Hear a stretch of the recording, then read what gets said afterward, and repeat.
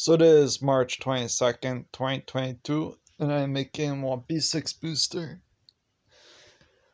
Yes. Yeah, I'm running low on the mandarin oranges here, so I had to cut back on one. The amount, the amount that whereas I would have had a little bit extra juice in there. At this, usually, it's okay.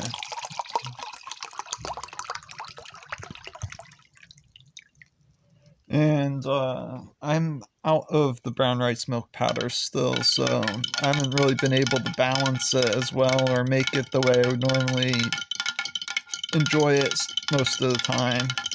I shouldn't say most of the time. I do find it a little bit more beneficial sometimes when I add the brown rice milk powder.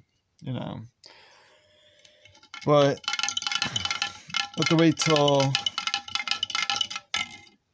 I can get it again. You know, I haven't been able to really get it lately.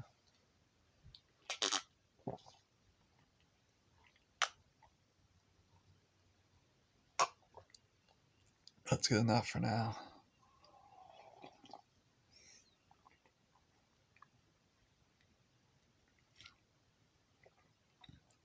It's unusual. Sometimes it has a bit of a pumpkin flavor, other times it has a bit of a watermelon flavor. Anyways, I don't like this angle that I have the camera in. Okay, what's that? Whatever. So, in regards to people who get upset sometimes at people because the others make assumptions. The ones there's a tendency where people are misunderstood for the reason why they get upset at other people, and those other people or people in the surrounding area may not know exactly why one is getting upset or annoyed at another, but that's because of, let's say, the one that would be getting upset obviously knows that maybe if wait the one who's getting upset obviously knows to themselves why, usually if they know why they're getting upset, sometimes, and it's probably frequent, that's because of the other making an assumption about something. Okay, let's just put a box around that. It's based off of the other making an assumption, and then or jumping the gun. Okay, it's just a phrase, but it literally could be associated with a dangerous, reaction based on their behavior of the other. So here, what I mean by jumping the gun is whereas, like, okay, if you think of, let's say, those who are old enough to remember who Evil Knievel was, who used to do the stunts on his dirt bike, right? He ended up becoming a paraplegic or something. But then I think at one time he was able to get back on his dirt bike or whatever it was and be able to do his stunts again at one point before he finally retired or something had happened. But I skate aggressive rollerbladed, which, for 10 years while growing up. There's a lot of kids who did that when we were kids growing up. They still may skate even. Some even try to continue having a business selling aggressive rollerblades, but the business had kind of died in the early 2000s, you know, because of, let's say, that when the owners of or the people, the security around various areas where people used to skate used to then at one point put down stoppers and stuff on the ledges of things that the kids used to skate on at the time.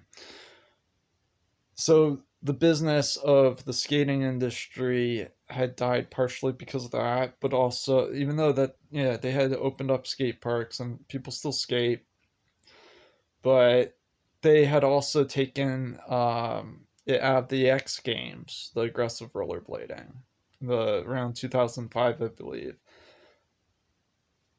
Were those the ones that you would see, let's say, in Brooklyn, in 1996, 97, in the video that I'm about to post? I had posted it once before. I was like one of those type of kids that had one of the career options. It became an option to invest their time into learning how to do those stunts, to eventually, they would, somehow have a friend, a parent, or who was of one of their friends, take them to, let's say, a skate park, and they would try to do competitions, and then eventually get sponsored by being recognized by sponsors, so then they can make a living that way as a way of surviving. So they invested time into that, just like people who, let's say, they go to college, they go to school, they study their profession, but let's say their profession was supposed to be still in the X Games, but they then subtracted it from the X Games. It's the same thing as those who were, let's say, a DJ of the 90s, like Moby or DJ Sammy, who, there's Dead Mouse. But let's just say, um, when Moby and DJ Sammy started, they were teenagers going to clubs, and they were in high school still. I had a friend who's around the same age as them, who was current with his time regarding that type of career. And I used to I hung out with him for 15 years in person. My friends knew him. He used to make music. He was a professional musician. And then, let's say, if you went to see someone who is considered a professional in some other field, it's like they didn't recognize the fact, or that it's as if they didn't understand his true, let's say, net worth of, like, so that's jumping the gun. You see what I'm saying? Whereas, let's say, the CIA, I could say, based on what I know, okay, about computer science, right? And the stuff he's a bit of a polymath in regards to skill sets of various different, niches, or it's more than a hobby. He tries to become proficient like me in various different little areas. In my case, my focus became computer science after they had pulled the aggressive skating out of the X Games. That was like that was a lost became a lost career in a way, hope type thing. But people, they sometimes become musicians, sometimes they become artists. There's a lot of skaters who are also artists.